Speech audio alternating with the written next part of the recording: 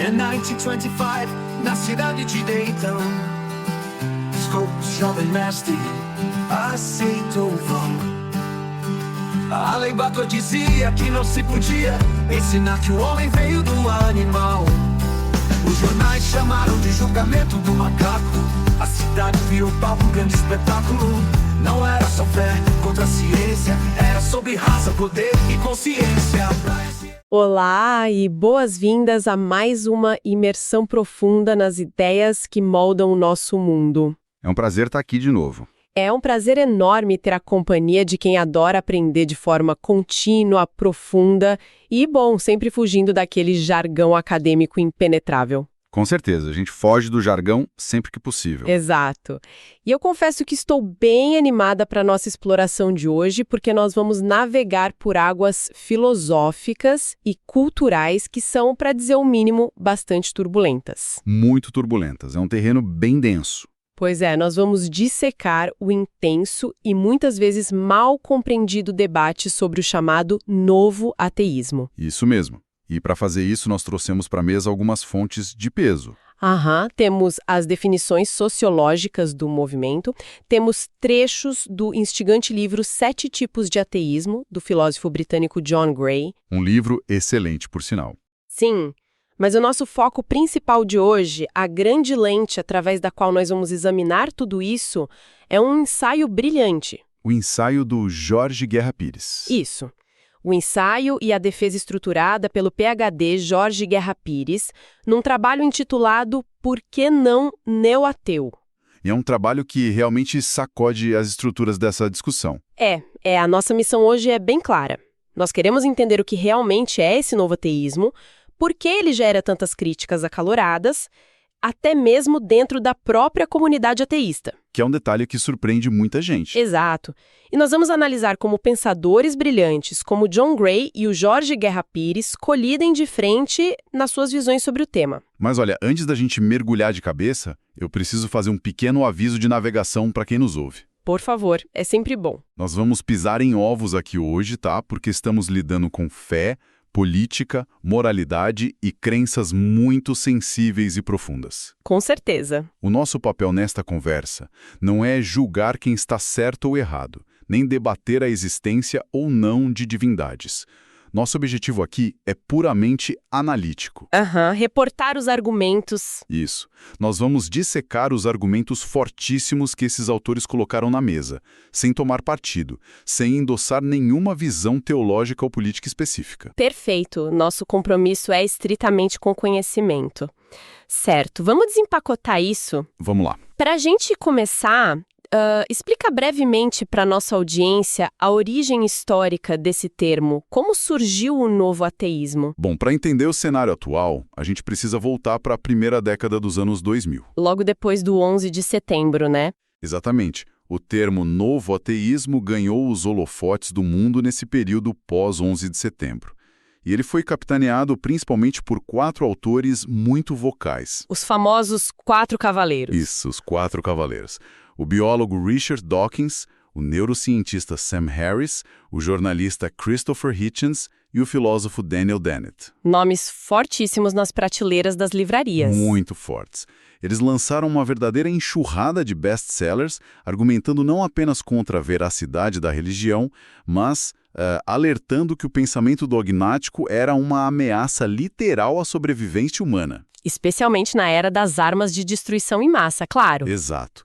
Foi um choque cultural imenso.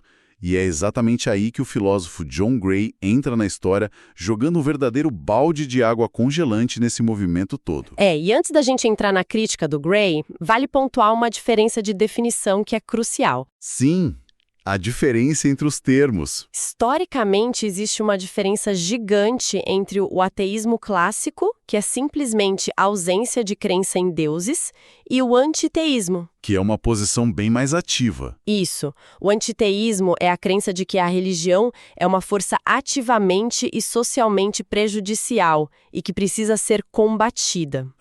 E o que caracteriza o neoateísmo é que ele fundiu essas duas coisas, certo? Certíssimo.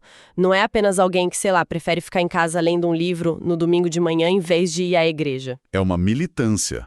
É um movimento marcado pela militância pública, por uma confiança quase absoluta na ciência e por uma crítica moral implacável. E o que me surpreende na crítica do John Gray é que ele mesmo é ateu. Sim, ele não tem religião. Ele não está defendendo o novo ateísmo a partir de uma perspectiva teológica. A crítica dele em 7 tipos de ateísmo é puramente histórica e filosófica. O que é fascinante aqui é detalhar a tese central dele. O Gray afirma, de forma bem ácida, diga-se de passagem, que esse novo ateísmo não tem absolutamente nada de novo. Nada de descoberta intelectual moderna. Não. Para ele, trata-se apenas de uma ortodoxia do século XIX que foi reciclada. Como se fosse um eco do passado. Exatamente. O Gray vê esse movimento como um sistema de pensamento fechado. Ele diz que o erro fundamental dos novos ateus é tratar a religião como se ela fosse tipo uma teoria científica primitiva. Ah, entendi. Como se a religião fosse uma tentativa ruim de explicar a física. Exato. É como... Deixa eu ver se eu consigo fazer uma analogia simples. Manda bala. É como se eu pegasse um poema belíssimo sobre as marés e o oceano e tentasse usar isso como um manual de instruções para construir um submarino. Boa. E aí, quando o submarino afundasse, eu ficasse irritadíssima gritando para todo mundo que a engenharia do poema está toda errada. É uma ótima analogia. É um erro de categoria brutal. Como criticar o livro do Gênesis dizendo que ele é um livro de biologia de péssima qualidade. Perfeito. A ciência e a religião, historicamente falando, operam em esferas completamente diferentes da experiência humana. A ciência responde à nossa demanda por explicação. Por exemplo, como a gravidade funciona, como as células do nosso corpo se dividem. A mecânica das coisas. Isso, a mecânica. Já a religião expressa uma necessidade humana completamente diferente, que é a busca por sentido. O propósito. Exato. É uma narrativa sobre o sofrimento, sobre a moralidade. O Gray lembra que a ciência pode mapear cada átomo do universo, mas a necessidade de sentido continuaria lá. Inabalável. E ele cita um exemplo histórico excelente nas fontes sobre isso. Ah, o Santo Agostinho? Sim. Lá no século IV. Século IV? O Agostinho já dizia que o Gênesis não deveria ser lido como uma descrição literal da física do mundo. Eram alegorias. Então, reduzir a religião a uma ciência ruim é, na visão do Gray, ignorar o que a religião realmente faz. Exatamente. E a crítica do Gray vai ainda mais longe. Ele conecta os novos ateus a uma figura histórica muito peculiar. O Auguste Comte. Isso, o fundador do positivismo. O Gray argumenta que os neo-ateus de hoje são discípulos involuntários do Comte. E essa parte das fontes é, honestamente, um detalhe memorável e bizarro. O Comte tentou fundar literalmente uma religião da humanidade. Ele não usou religião como metáfora, ele criou um clero secular. Sim, ele redesenhou o calendário. Substituiu os santos católicos por cientistas e filósofos. E instituiu rituais diários usando princípios da frenologia, que a gente sabe hoje que é pseudociência. Aquela coisa de bater e apalpar a cabeça. É hilário. Mas o melhor detalhe são as roupas. As roupas são inacreditáveis. Dá para acreditar? O Comte projetou roupas que tinham os botões nas costas. Botões nas costas. E a ideia maluca por trás disso era forçar as pessoas a pedirem ajuda para se vestir de manhã. Para promover o altruísmo. Exato. Você não consegue se vestir sozinho, logo você precisa do outro. Altruísmo forçado. É bizarro, mas eu consigo ver a ponte que o Gray faz. A ponte é que, para o Gray, os neo-ateus modernos ririam dessas roupas do Comte, mas no fundo, eles repetem a essência do projeto dele. A ideia de um sistema fechado. Sim, uma fé quase mística de que a humanidade evolui numa linha reta da religião para a ciência, e eles assumem esse tom quase missionário para converter o mundo. É uma crítica devastadora do Gray, bem articulada. Mas aqui é onde a coisa fica realmente interessante. Vamos ao contra-ataque. Exato. É contra essa narrativa inteira do John Gray que se levanta a defesa do Jorge Guerra Pires. O foco central da nossa imersão de hoje. O ensaio do Pires rebate essas críticas com uma força impressionante. Ele não aceita de jeito nenhum essa pecha de que o neoateísmo é uma ortodoxia cega. De jeito nenhum.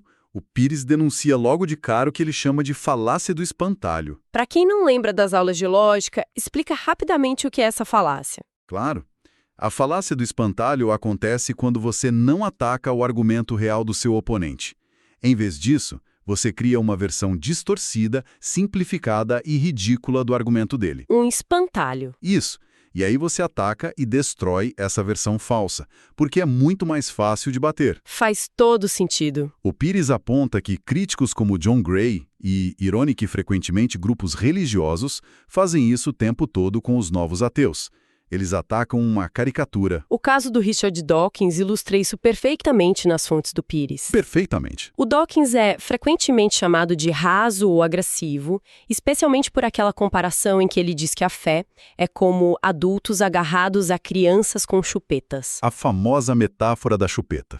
Fora de contexto, parece só uma ofensa gratuita, um xingamento para chocar quem tem fé. Mas o Pires traz o contexto que todo mundo ignora. Onde está a base disso? O Pires defende que isso não é uma ofensa vazia. É um eco muito direto do pensamento de Sigmund Freud. Ah, claro, a psicanálise. Especificamente no livro O Futuro de uma Ilusão.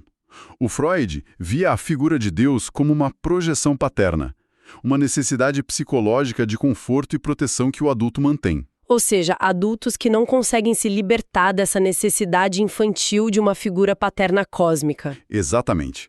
Quando Dawkins fala em chupeta, ele está condensando um argumento psicanalítico estruturado. Mas os críticos ignoram o Freud, pegam só a palavrinha chupeta e montam o espantalho do ateu raivoso. Isso muda completamente a perspectiva. É bater no espantalho mesmo. Sim, e o Pires usa essa mesma lógica para defender o Sam Harris das críticas ferozes do John Gray. O caso do Sam Harris é fascinante. O Gray ataca duramente a ideia do Harris de que a ciência pode ditar valores morais. O Gray acha que tentar usar a ciência para ditar a moralidade leva inevitavelmente ao iliberalismo. Leva à opressão, né? Tipo, calcular o bem maior numa planilha e esmagar as minorias. Isso, esse é o medo do Gray.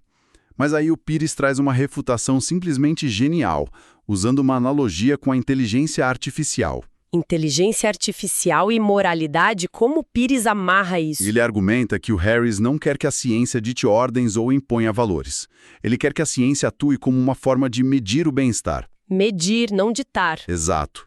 E o Pires compara isso ao conceito de caixa preta nas redes neurais da inteligência artificial. Tá, deixa eu ver se eu acompanho a linha de raciocínio dele. Numa rede neural muito complexa, os programadores nem sempre sabem exatamente como a IA chegou àquele resultado específico. Perfeito.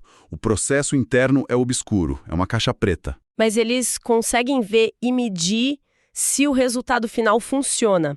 Exatamente isso. Eles medem os dados de saída. A máquina reconheceu a imagem. O carro andou sem bater. E o Pires transpõe isso para a moralidade social. Sim. O Pires diz que nós podemos não ter a fórmula filosófica universal, perfeita e absoluta da moralidade. O interior da caixa pode ser complexo. Mas nós temos métricas reais para analisar o lado de fora da caixa. Temos dados. O índice de desenvolvimento humano, a redução da taxa de mortalidade infantil. Pessoas saindo da linha da extrema pobreza. Exato. Tudo isso mostra cientificamente que uma sociedade está melhorando moralmente. O bem-estar está aumentando. E é isso que o Sam Harris propõe avaliar. É a paisagem moral. Nós medimos o sucesso das políticas sociais com dados, não com dogmas. E atacar isso como um suposto projeto autoritário é criar mais um espantalho enorme. Pires destrói o argumento do Gray com essa analogia. Mas se conectarmos isso a um panorama maior, tem outra crítica do Gray que me deixou pensando bastante. O paradoxo do progresso. Isso mesmo. O Gray diz que essa ideia neoateísta de que a humanidade caminha para um futuro sempre melhor e mais racional é, na verdade, uma herança cristã. É o que o Gray chama de culto ao progresso. Ele aponta que gregos e romanos viam a história como algo totalmente cíclico. As coisas nascem, crescem e, inevitavelmente, caem. O caos sempre volta. Sempre. A ideia de que a história tem um sentido linear em direção à redenção, a um paraíso de luz e razão, é uma teologia puramente cristã. E o Gray sugere que os ateus de hoje, não conseguindo lidar com um universo caótico e sem sentido, simplesmente substituíram a palavra Deus pela palavra humanidade. Eles secularizaram a salvação. É uma provocação filosófica muito profunda do Gray. Muito profunda. Mas o Jorge Guerra Pires não deixa barato. E ele contrasta essa alta filosofia britânica do Gray com uma resposta extremamente prática. Uma resposta baseada na realidade sociológica. Exatamente, a realidade brasileira. O Pires nota que o neo-ateísmo vocal, militante e combativo basicamente não existe no Brasil. É muito raro. Muito raro, porque a nossa cultura não tolera críticas severas à religião cristã no espaço público. Há uma blindagem institucional e cultural gigantesca. Uma blindagem que tem efeitos reais. O Pires ilustra o papel da religião nas políticas públicas, citando pesquisas sobre como o fundamentalismo afeta a percepção de programas sociais. Isso é crucial. O impacto no bem-estar social. Sim, ele fala sobre programas como o Bolsa Família, por exemplo. Em áreas sobre forte influência fundamentalista, a percepção muda. A percepção da origem do benefício. Exato.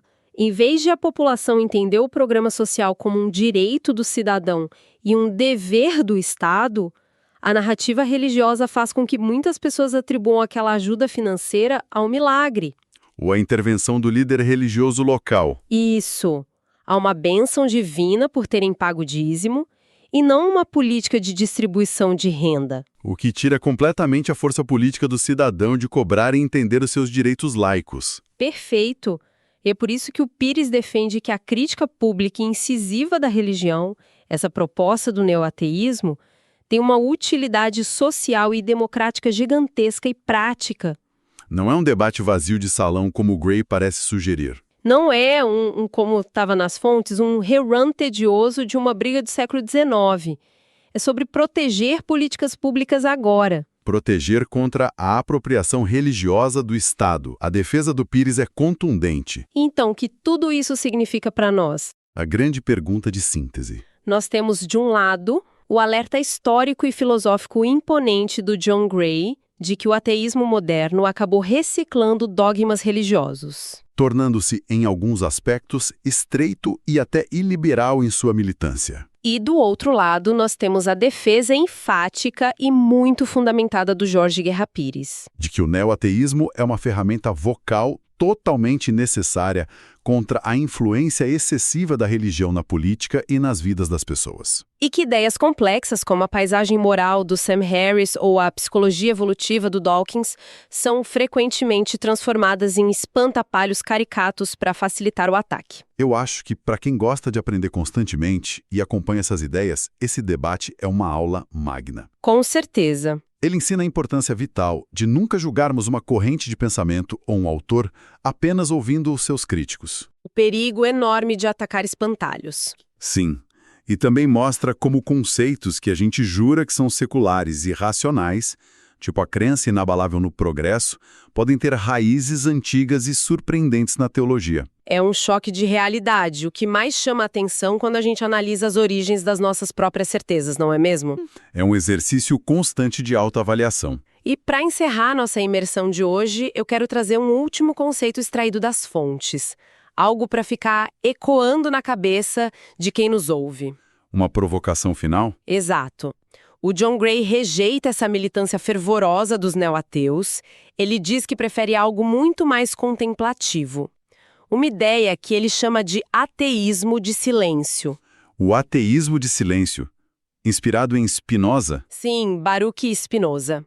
O Gray sugere que um ateísmo verdadeiro e maduro não tenta transformar a ciência em um novo Deus. E não tem essa ansiedade de ter que salvar a humanidade da ignorância ou forçar um progresso linear. Isso, o ateísmo de silêncio simplesmente aceita viver num mundo que não tem um sentido cósmico, épico. E encontra a paz exatamente nessa ausência. Na aceitação do mistério e da indiferença do universo. É um convite para refletir de forma bem profunda. Sem dúvida. Será que a maior e mais libertadora conquista intelectual que a gente pode ter é, no fim das contas, simplesmente parar de tentar dar um sentido grandioso e definitivo a absolutamente tudo? É uma pergunta que muda a forma de ver o mundo. Fica essa provocação para quem nos acompanha. Agradecemos demais a companhia em mais essa análise aprofundada das fontes. Foi excelente explorar isso tudo. Muito obrigada e continuem sempre questionando as certezas prontas. Até a próxima. Até mais.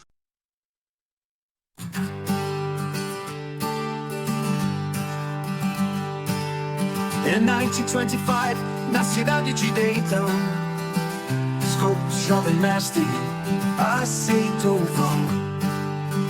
A lei Bator dizia que não se podia ensinar que o homem veio do animal. Os jornais chamaram de julgamento do macaco.